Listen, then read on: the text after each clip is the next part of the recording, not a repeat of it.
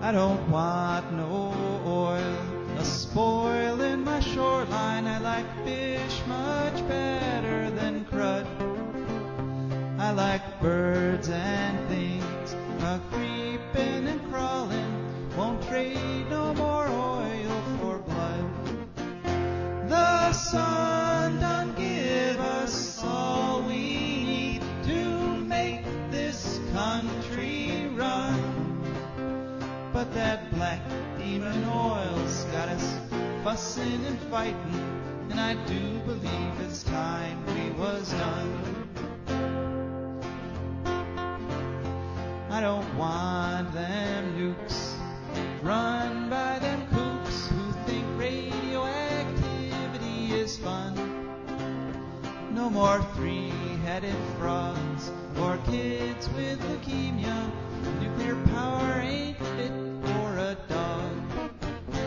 The sun done give us all we need to make this country run. But that nuclear power's got us fussing and fighting, and I do believe it's time we was done. No nukes! Good morning, Toledo, and good afternoon, Columbus. And hello to everybody listening on the internet, wherever and whenever you are. My name is Joe DeMar, and we're here with my co-host, Rebecca Wood. And together we're crafting that amazing hour of radio called For a Green Future. For a Green Future is a program where we talk about the environment and ecology. We talk about how it affects you, your family, your health, your wealth, your happiness.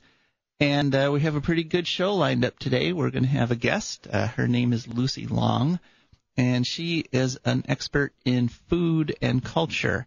And we're going to talk about the intersection between food and the environment and culture and society. And that should be interesting. We, of course, have our letter from the future coming up. And we would like to, at some point during this program, hear from you. If you could call in at 866-240-1065, we'd be happy to talk to you about any sort of ecological or environmental issue.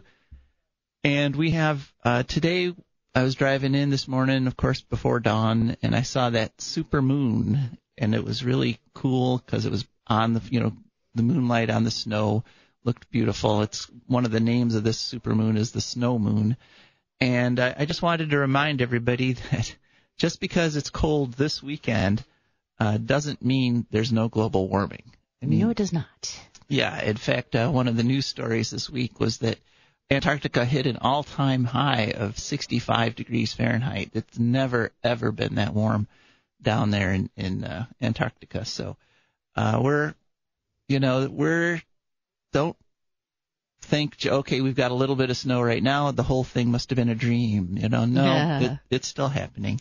And one other thing that's, of course, happening is the presidential elections. And I'm just bringing it up this time because, Rebecca, you actually sort of participated in the New Hampshire primary process a little bit there this weekend, didn't you? I did. I went to New Hampshire with the Center for Popular Democracy, which is one of the group that was in on the Women's March. They did a thing about having people arrested for the Kavanaugh hearings, to try and shut down the hearings. And they took us to New Hampshire, and it was a whirlwind tour. I've seen a lot of New Hampshire now. We went to Manchester, which I guess is the state capital, and we were in a demonstration.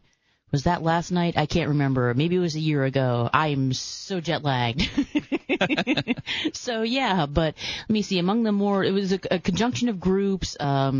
Extinction Rebellion was there, and somebody very interesting called the Red Rebel Brigade, who had schnazzy outfits.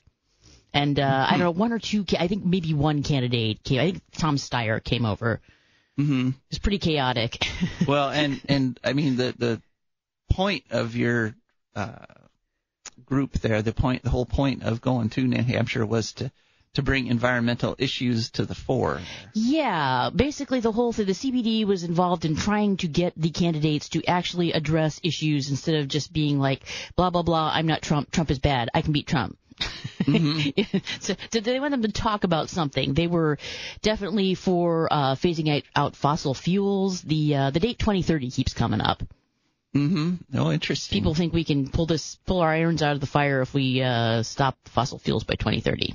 Well, I think you're right. I think we definitely can. Tain't no harm in trying.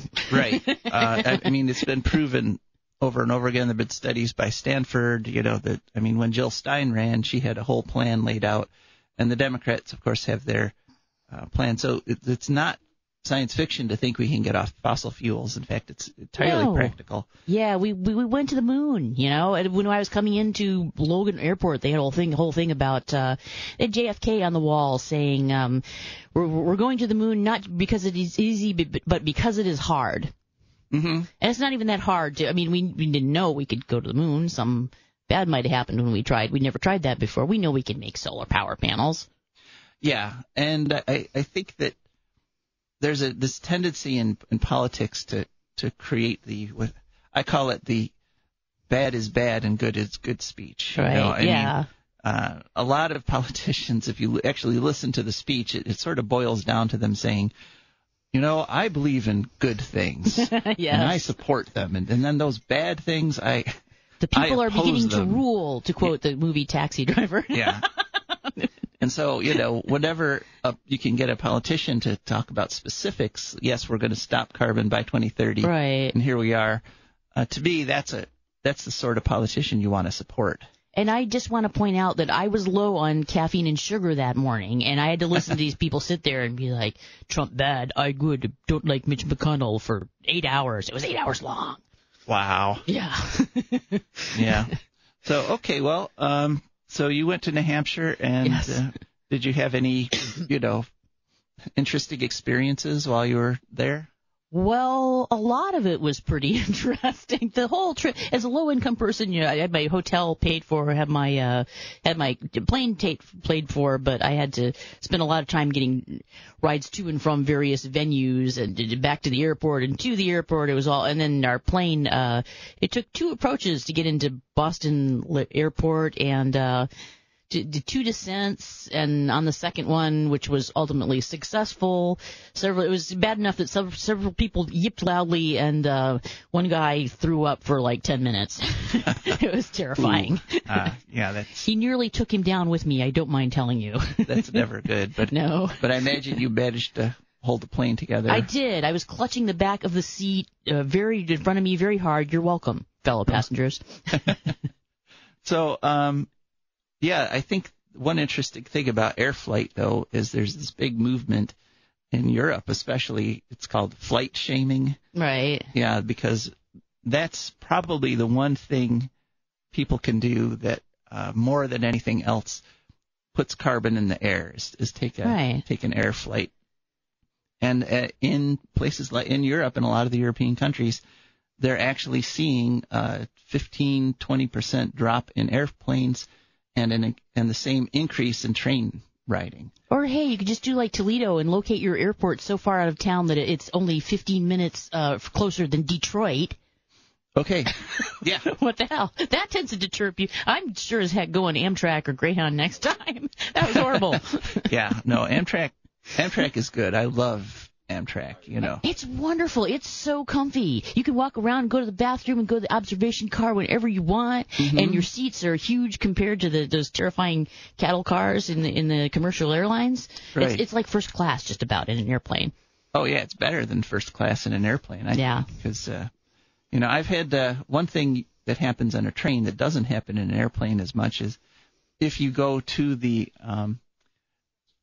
like the food car, or the snack car, you can sit at a table and you can join other people and have cool conversations. You can see things out the window which don't necessarily make you think you're going to die. I'm nervous about airplanes now. I'm just going to say more than I used to be. I was okay until we started to go down into Detroit Airport, and I was like, okay, is this going to be like last time? All right. Well, I'm glad you made it both there and back Me again. Me too. So. Never been so happy to be back in Toledo. Yes. Welcome home, Rebecca. Thank you. All right. So I think we have our guest is actually on the line, Hey. And so we'd also like to welcome her. Lucy Long, are you there? Yes, I'm here. All right. Well, welcome to For a Green Future. Thank you. Okay. Yeah, I had you on this week because I wanted to talk about the sort of the intersection of food and culture and the environment because, I think for a lot of people, food is like their most frequent interaction with the environment because once you eat that thing, you kind of sort of think about, oh, where did this come from? Oh, there must have been a farm, or if you're eating something like, Pacific salmon, you're like, oh, yeah, there's an ocean over there. It's like National Geographic in your mouth. So, Lucy, if you could tell us a little bit about yourself and what you do and how your area of study or expertise. Okay. Well, I founded a nonprofit. It's an independent nonprofit, the Center for Food and Culture, to study those kinds of intersections that you're talking about. And we produce educational materials that help people understand some of these connections and explore those connections, applying those ideas then to their own lives and to their own food. Mm-hmm. So I also teach food studies and along with ethnic studies and culinary tourism and food and culture for nutrition students, folklore, a variety of things like that. Huh. Culinary tourism, that's interesting. Cool. Yeah.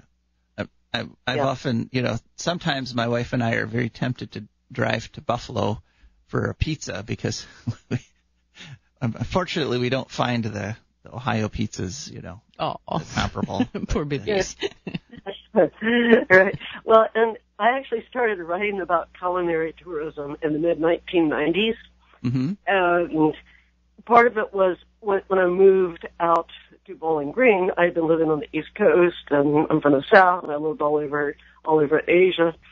And I moved to Bowling Green, and the food here was actually the most exotic I had ever had.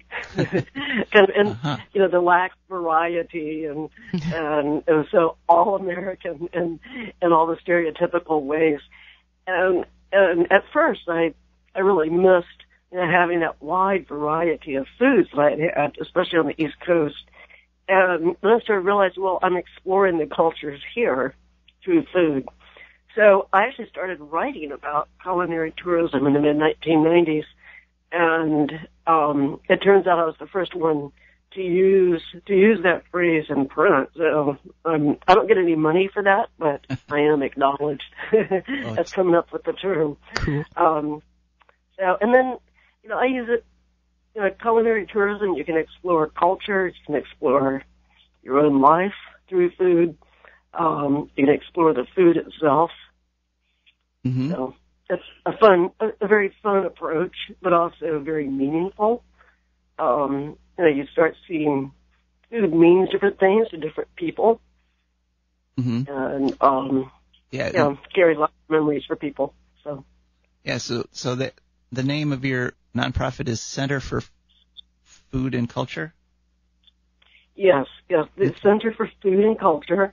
So we do have a website, and most of the educational materials are available online for free. There's some little documentaries, just short, 6-7 minutes. There's one on composting. There's one on natural foods from nature in this particular area, Polish food, sauerkraut, Mexican food. There's one other that I'm not remembering right now. Okay.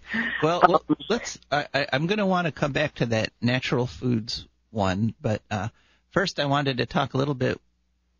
We had a conversation earlier that you actually have focused a fair bit of research on a food dish near and dear to the heart of probably everyone in our listening area, and that is the green bean casserole. That holiday staple. Yes. So could you tell us a little bit about your research into green bean casseroles? Yes. I was actually doing research on Thanksgiving meals, and looking at regional differences and ways people will vary the meal according to their own backgrounds and their own taste. And my students kept coming in and saying, "Oh, we just have all the usual stuff: turkey, mashed potatoes, green bean casserole." So wait a minute, green bean casserole, that's not part of the normal yes, it is. menu. Wait, do you mean that the Pilgrims didn't have green bean casserole? It's Ohio. It's normal. It's everybody. It's more important than turkey. Oh, okay. All right. Exactly. And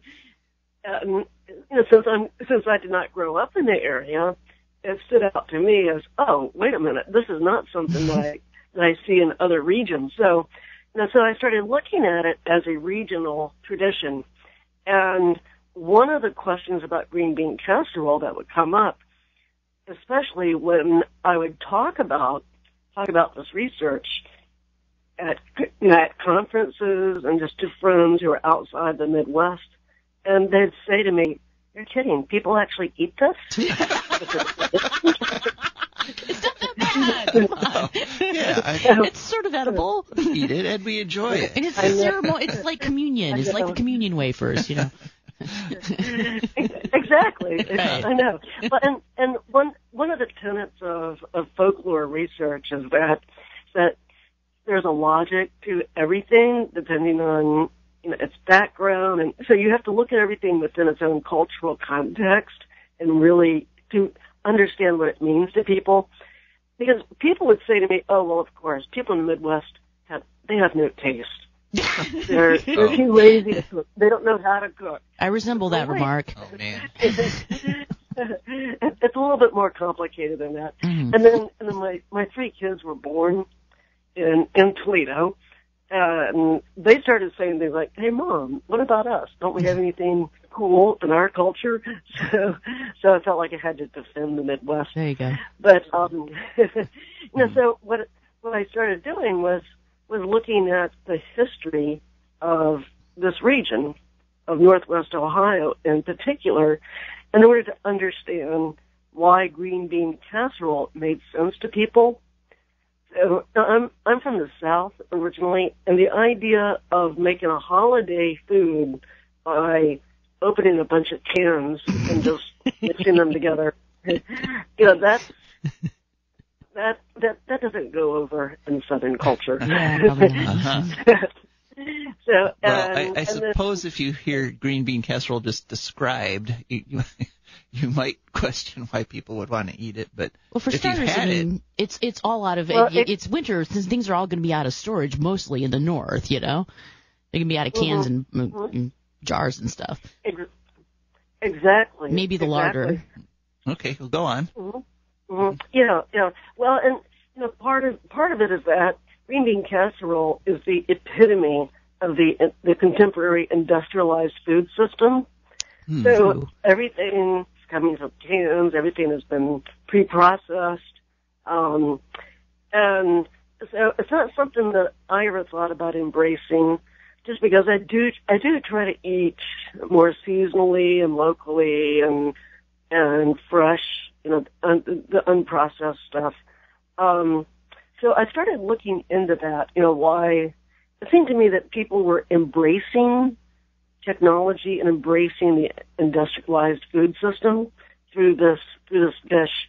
So I started looking at the industrialized food system here in Northwest Ohio, and also people's attitudes towards food and towards the environment. And what I started finding out, if you look in the environmental history of particularly Northwest Ohio, the Great Black Swamp, this is a place where nature is not your friend. It did not want to give us food. Right. So humans had to develop technologies in order to harness nature, tame nature, defend themselves from nature. And so there started to be a mentality of people would rather have something that has been processed and from the factory, because you can trust that. That's a guarantee. you can't trust nature in this area. That's probably starting with like the draining of the swamps by the German immigrants. Yes. And then the landscape itself, since it's so flat, it's very conducive to using large machines that ends up creating a dependence on technology, and then it becomes kind of circular. You know, it's not like the first settlers. Well, actually, the first settlers did talk about how horrible nature was. It already has a sort of an industrial look to it, because it looks like it came out of a machine, the whole region, really. Yes. And well, they were wrong, of course, but it did not. It was a glacier that did it. Yeah. No, yeah. Well, I mean, nature is not horrible, but too. Yeah. But they came over with that belief, and they. It was not. They had sort of had to terraform Northwest Ohio, because it did not look like any place they were used to trying to survive and make a living. Well, and part of it, you know, there are different cultural beliefs that came in here. Some of the first settlers in this area were more of the Scots-Irish, British. They tend to be the explorers, and as soon as they tried settling and farming, they realized that this was not an area in which they could work with nature. Most of them left. Yep. No doubt. Interesting. Yeah, and then German farmers moved in, and partly they really didn't have a choice, but also their worldview was much more, okay, we organize everything, we have everything very orderly, and in this way we can tame nature. And then the environment kind of fed into some of those worldviews, and then people developed that worldview after being here and after seeing their crops destroyed year after year by flooding or whatever. And then I think what happened is partly because of experience, but also partly because of the cultural backgrounds. There is still that ethos here. People tend to embrace technology. They distrust nature, so they distrust the natural. You know, and they embrace technology. So there are advantages to the industrialized food system in that it has brought us a much greater variety of foods all year long, you know, from everywhere. That has added to our nutritional options. You know, we can see that as positive. But the disadvantages, we're now starting to realize that this is very bad for the environment. People are trying to do things now. Well, we should point out too that they turn things around. You know, this is from their point of view. This is a hugely productive agricultural area now.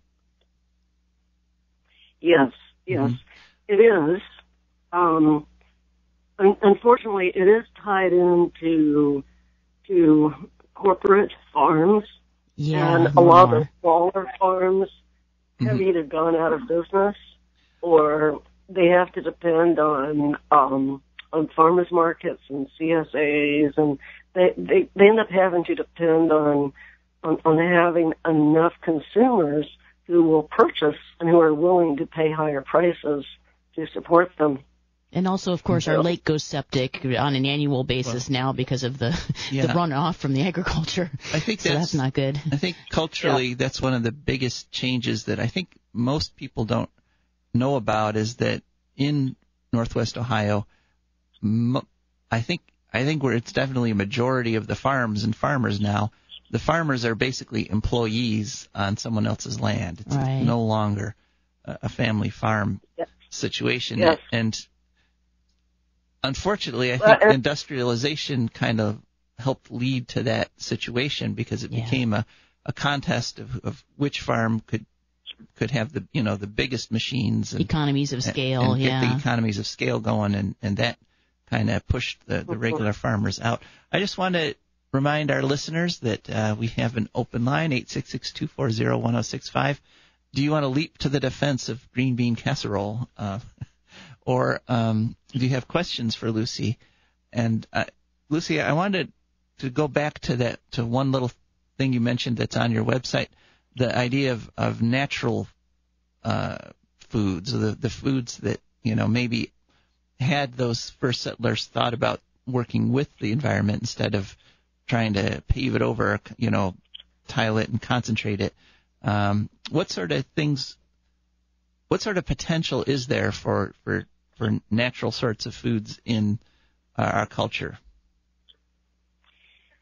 Well, part of that is the idea of trying to grow plants that are native to an area, that are indigenous. Those plants are already adapted to a particular environment, mm-hmm. so they tend to then not need to have as much fertilizer, as much water, as much care. So if we can use native plants as much as possible, that helps. And this area was very abundant in a lot of flowering and trees that had fruit and nuts, as well as plants that were edible. Mm-hmm. In some ways, I don't want to encourage foraging, which means that then people go into the natural places and end up like digging up roots and things. And that's actually been very damaging. Ramps throughout Appalachia have started becoming very popular and kind of trendy in restaurants.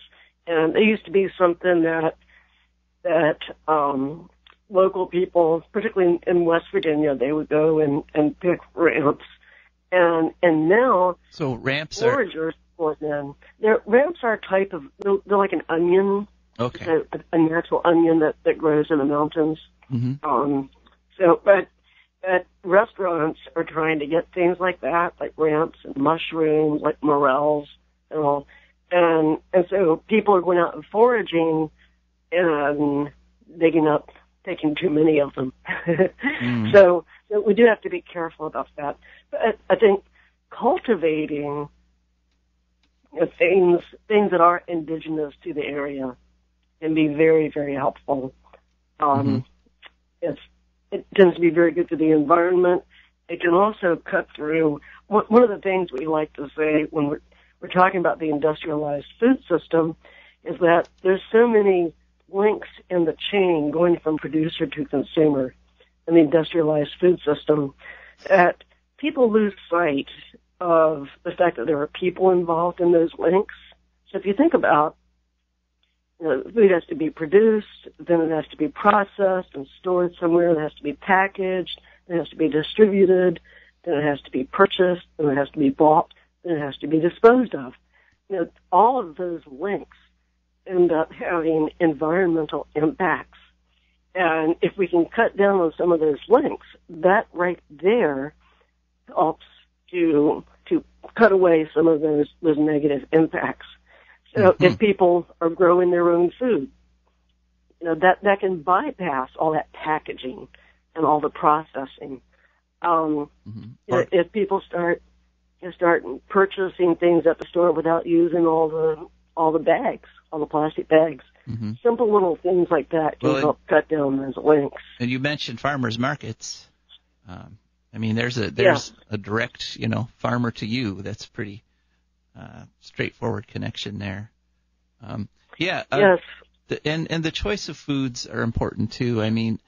We've talked before on the show about how beef is by far the biggest producer of greenhouse gases, but you mentioned nuts, and there are native nuts, but nut trees actually are carbon negative. They're not just carbon neutral. Who knew? Yeah, because of course they're nut trees, and as the trees grow, they sequester carbon. So if you had what they call a silviculture, if you're getting your food mainly from trees, you're actually taking carbon out of the air every year instead of adding tons and tons more carbon. Yeah. Well, Lucy, this has been great. Thank you very much for calling in and sharing your knowledge about food and culture with us. What was the name of your website one more time?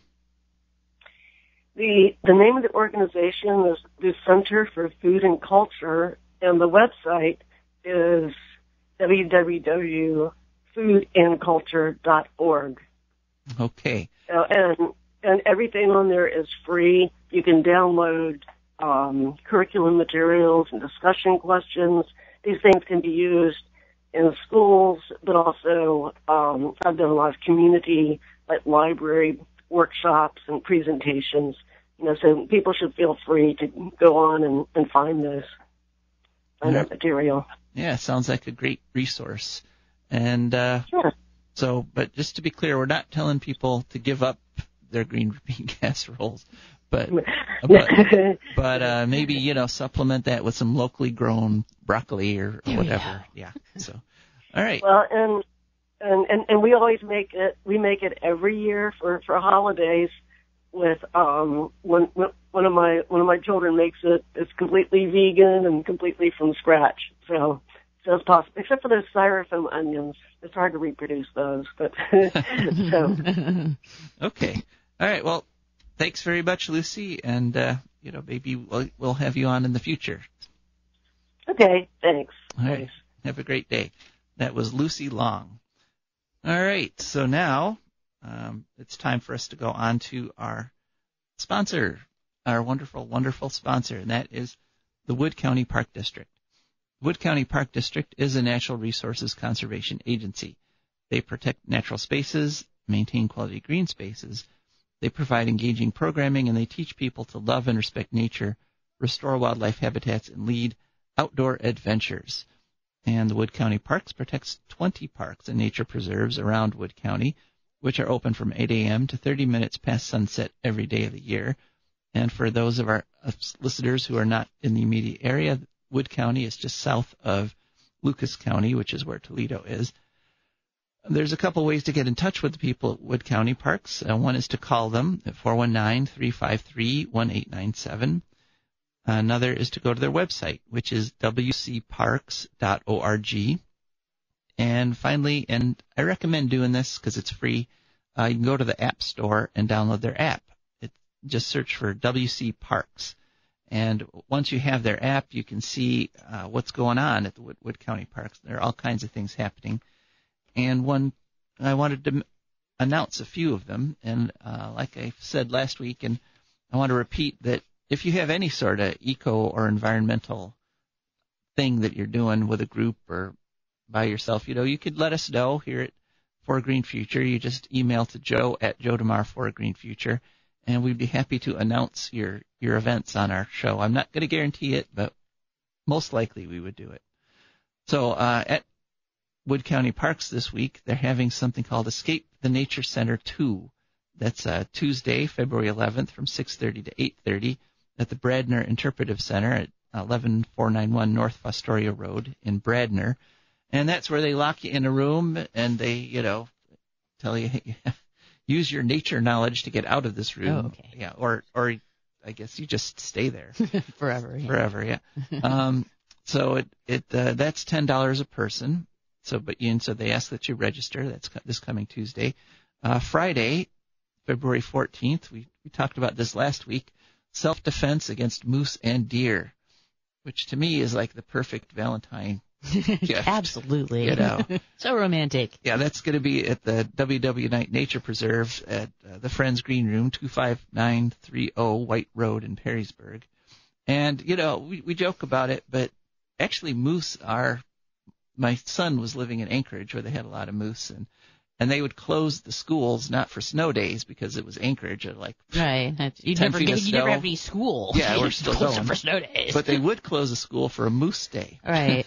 Well, moose are pretty big, are they not? They are, moose, right. So the moose showed up at the school, like on the lot. They would literally just cancel school. Yeah. We're not messing with that moose. Yeah. So, but if you need to know how to defend yourself against one, I think, you should go to this event on Friday. And then next Sunday, they're going to have intermediate orienteering. That's Sunday, February 16th from 12:30 to 4:30, again at the Bradner Interpretive Center in Bradner. And if you want more information on all these things or to register, you go to wcparks.org or you call 419-353-1897. And that's our our sponsor, and Green Radio, or For a Green Future, is also brought to you by our sponsors. We are extremely grateful to our sponsors who've gone to patreon.com. That's Patreon. And they've just signed up to put in a little bit every month. It comes out of their checkbook, out of their checking account. It's perfectly painless. And they're supporting this program, and we couldn't be bringing it to you without them. So we're very grateful for our patrons, and we'd like to ask you if you'd like to go to join them in that special group of people that are helping to make this thing happen. So, all right. Now it's time for us to go on to our portion where we talk about environmental news. And unfortunately, we've got some very bad environmental news. Last week, we talked about, in fact, we dedicated the show to Homero Gonzalez, who was an activist in Mexico who created a butterfly reserve for the monarch butterflies that come down from literally all over North America down into this one little region in Mexico. Probably like the one is the middle name is his real last name, because in Spanish tradition, like it's if you have two last names, the last one is your mother's. Okay. Mm-hmm. So that way you get to keep your mother's name, so that's good. Yeah, it is. But the middle one is, if you're just going to use one, you should use the middle one. Okay. Is it Gomez or is it Gomez Gonzalez? Something like yes, that. It's Homero Gomez Gonzalez. And you don't say the H, it's Homero. Homero. Okay. Homero Gomez Back in Gonzalez. And unfortunately, he was murdered, and his body was discovered last week. That's why we reported on him.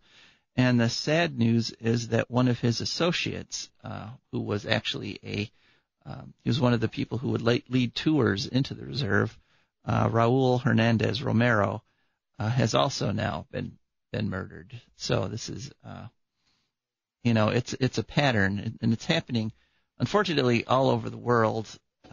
We talked last week about how people all over the world, environmental activists, are being targeted and killed.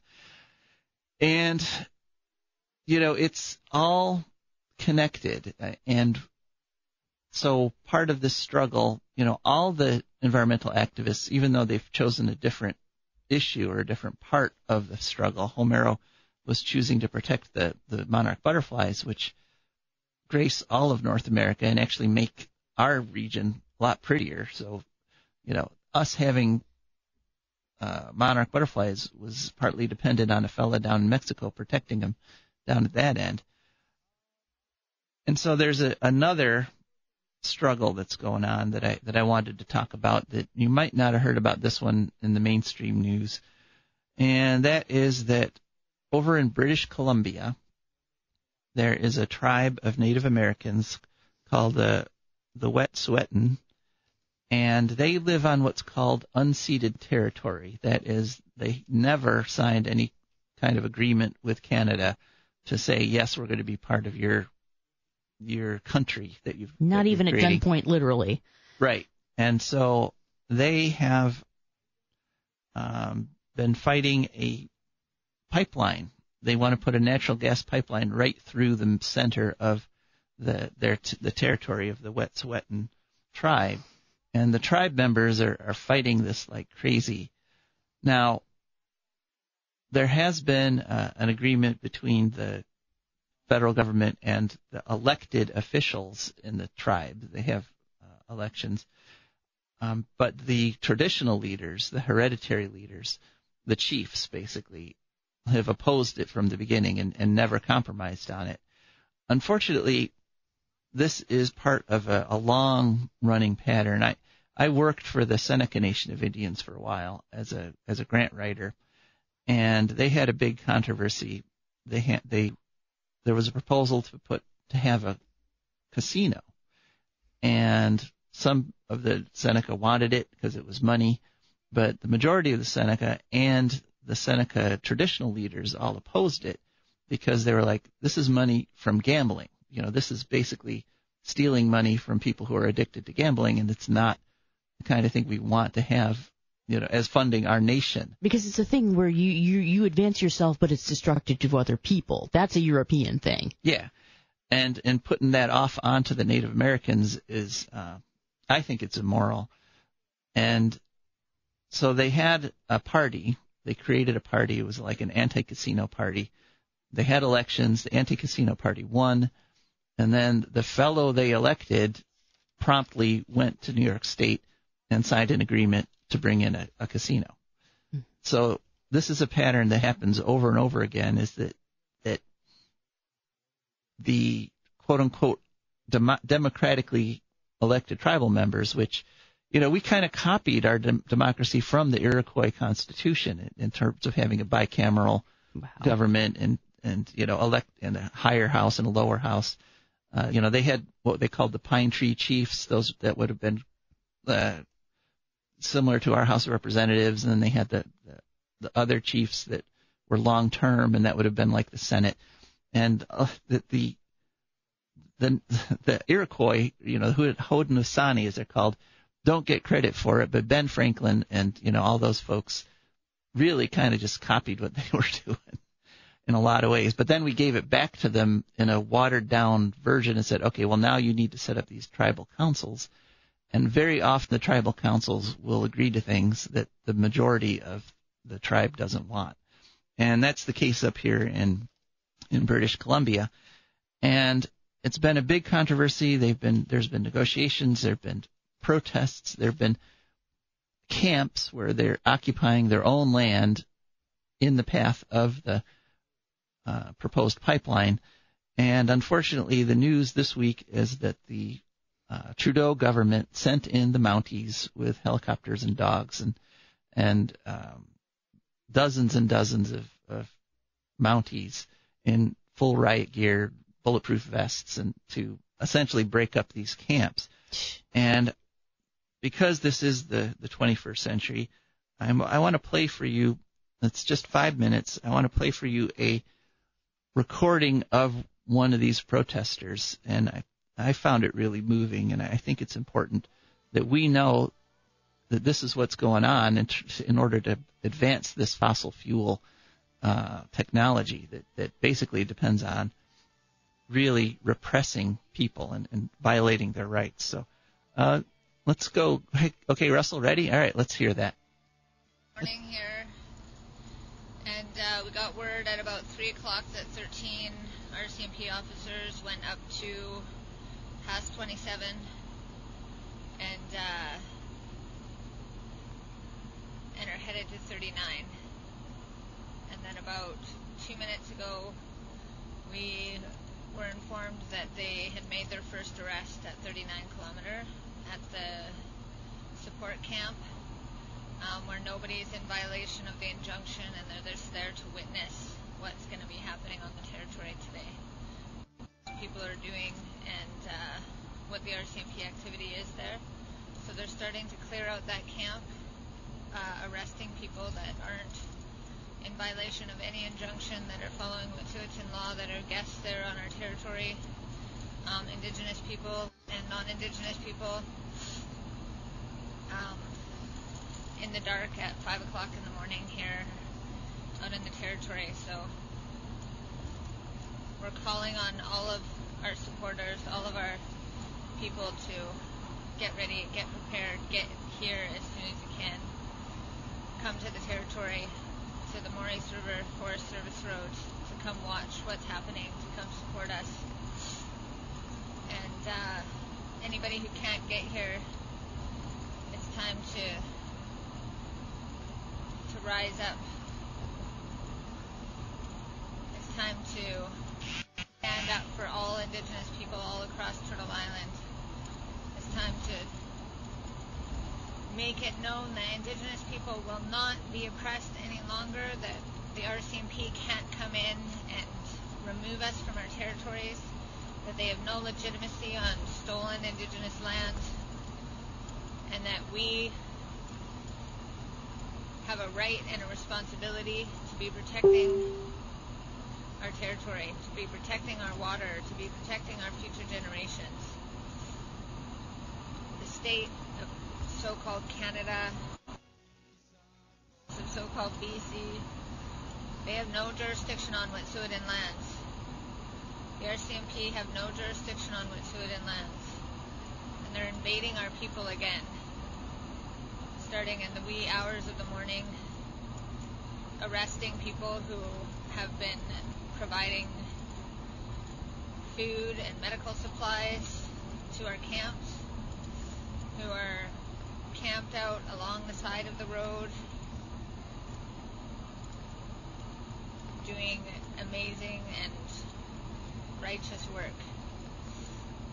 And right now, they're being arrested and they're being removed. So wherever you are, everybody who stands with us, we need you now. We need you to take a stand where you are. Stand up and fight back against this kind of oppression, against our people, against our territories. If you're nearby, if you're close, come to us. Come to the territory and be with us and witness what's going to be happening today and over the next several days. I'm going to provide another update as soon as I get another update. And light your sacred fires. We need your prayers. We need you to call on your ancestors and to call on all the ancestors that ever fought and stood up for their territory. Everybody who ever fought and stood up for their children and their land and their people. That we could be here today, still fighting.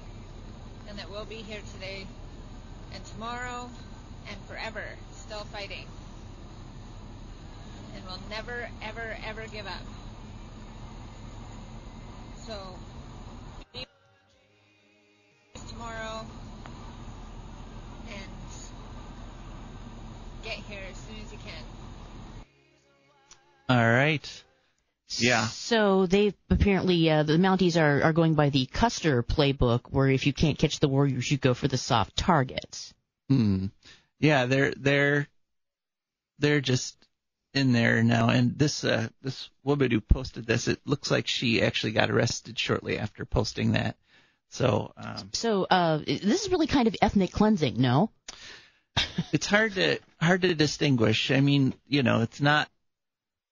They're not assassinating people, but they have been authorized to use lethal force, and just shipping them off the land and only killing them sometimes. Okay, great. Yeah, and the UN the United Nations has actually made a very unusual call. They've told Canada, the Canadian government, to stop this process, to stop forcibly removing these Native Americans from their own land. Literally, it's their land. It's not a reservation. It's not something that got taken and then, okay, you can have this little bit back. No, this land was never Canadian, and yet the Canadian Mounties are operating on there.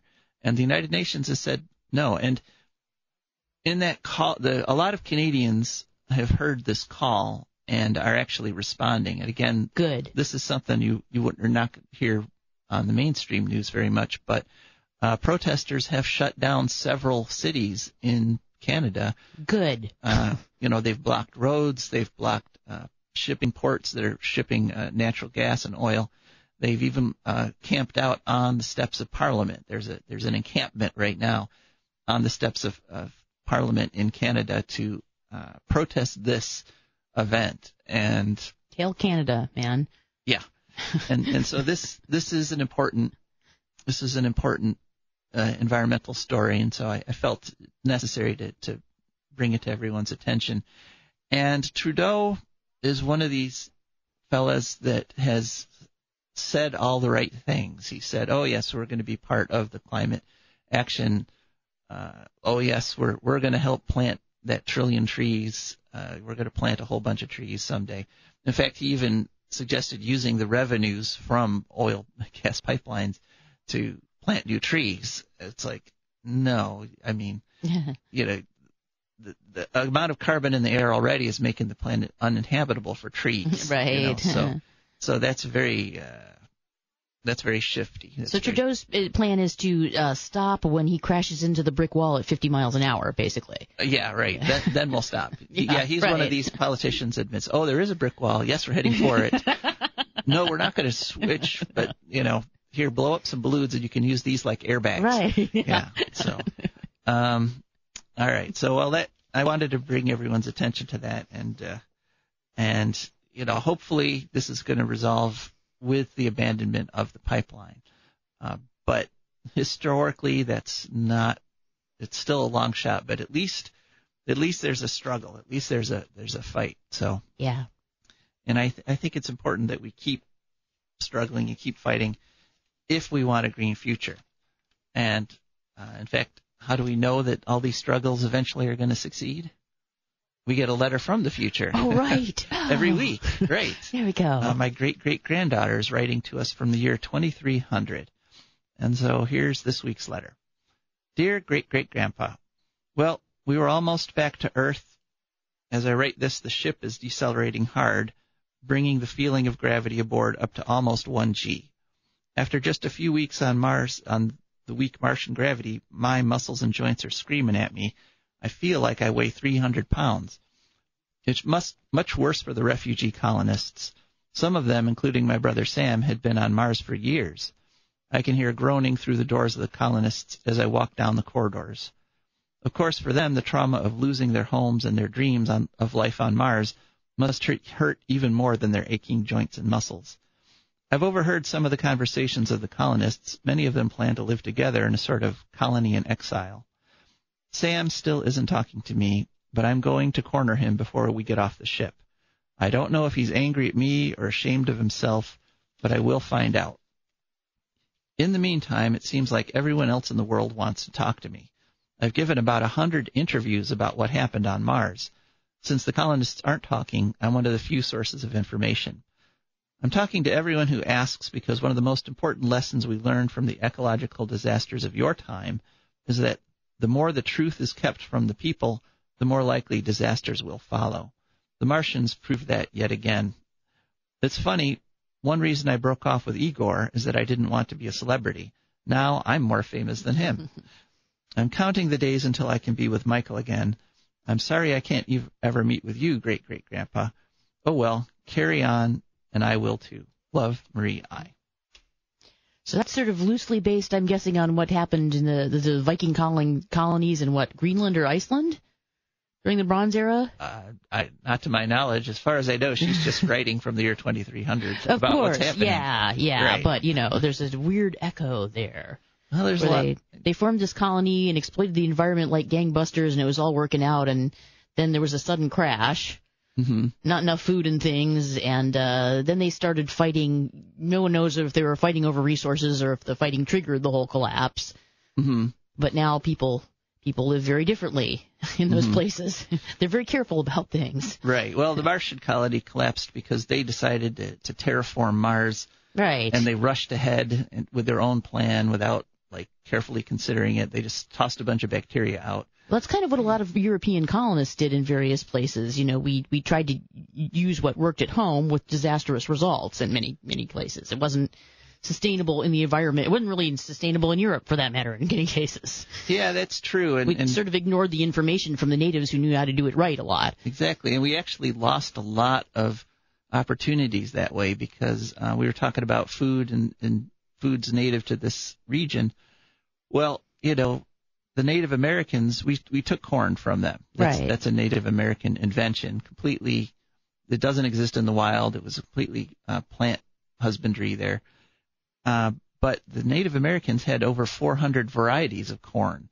They had corn literally for every purpose. They had specific strains of corn to treat specific diseases. Wow. And we tossed all that away because we just wanted the biggest kernels, the yellow corn with the most sugar and the most starch, and yes, we have decorative Indian corn, it's called, but Indian corn just represents a tiny fraction of the possibilities we had, that because we were so eager to just use their source of food with our technology, we tossed away hundreds of different strains of corn, which could be helping us health-wise right now. Yeah. So, and that's a pattern. Whenever people just rush ahead and say impose their way on a new environment, you lose a lot.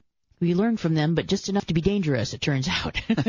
Make us more dangerous than we already are. And it was the same. The same was true of potatoes. Now we're starting to see a little bit of variety come back. We just bought a whole bag of purple potatoes. Oh, cool. But again, there were hundreds of varieties of potatoes, and they all had different purposes. And I think that's maybe the biggest lesson when we're talking about relating to the native region that you're in, is you have to be willing to accept the diversity. You have to be willing to accept there's a whole bunch of different things that can feed you, that can shelter you, that can give you medicine, instead of just saying, okay, food, we want corn. Right. Or beans, we want green beans. Or, possibly like the whole Irish potato famine could have been avoided if we had more than one kind of potato, because different ones might have been resistant to whatever it was, the fungus that took all the taters down. Right. But the way that whole monoculture thing, which we're still completely dependent on. I mean, that's why Florida now, used to be one of the biggest orange producers in the world. The Florida orange market has collapsed because of a disease called greening, ironically. But again, if there had been a wide variety of oranges, if we'd been willing to accept big oranges and little oranges, maybe that whole market wouldn't have collapsed. So we have to rein in that tendency in our culture to just go for the most profitable, the most quote unquote efficient, because often that ends up crashing and becoming, unsustainable. Very true. All right. Well, anyway, it's been a pleasure. Want to thank you all for listening. Those of you who stuck with us, it's been quite a ride, this show. We've covered a lot of ground. But we'll be back next week. And so this is Joe DeMar. And Rebecca Wood. Signing off. And I do believe it's time we was done. I don't want them nukes run by them kooks who think radioactivity is fun. No more three-headed frogs or kids with leukemia. Nuclear power ain't